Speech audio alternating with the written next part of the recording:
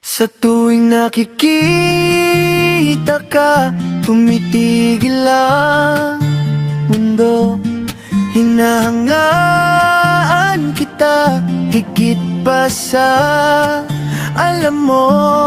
Pero sa dami ng takot na dala ng nakaraan, pwede bang sabihin gusto kitang mahalin ng tapat? Hindi lang paghanga, kundi pag-ibig na wagas. Pwede bang pagbigyan ng puso na aba? Simula noong nakilala kita, ibang-iba ka na sa paningin.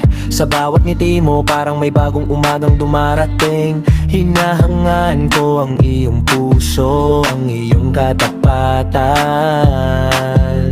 Yung tipong sa'yo lang nakikita ang tunay na kahulugan, pero hindi ko maibigay agad ng buong pagkatao. Dahil ang nakaraan ay hindi pa lubusang naglalaho. Natatakot baka sakali magkamali uli, baka ang paghanga ko ay maging dahilan na muling pagkasugat. Kaya tinatanong ko sa sarili, sa'yo at sa langit, kung ang taong hinahangaan ko pwede bang maging akin? Sa tuwing nakikita ka, tumitigil ang mundo. Hinahangaan kita, higit pa sa alam mo.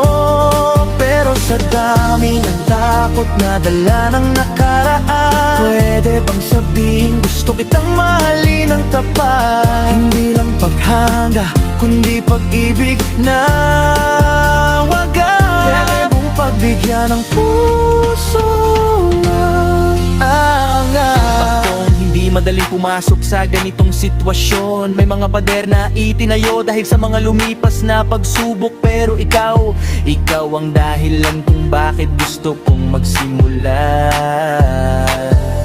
kung bakit gusto kong subukan muli ang pag-asa. Hindi hinihingi na agad-agad kang sasagot. Gusto ko lang malaman mo ang totoo kong nararamdaman. Ang paghanga ko ay unti-unting nagiging malalim na pagdindir. Handa akong maghintay, handa ang natupok at magmahal ng maingat. Kaya muli kong itatanong ng buong katapatan sa taong hinahangaan ko,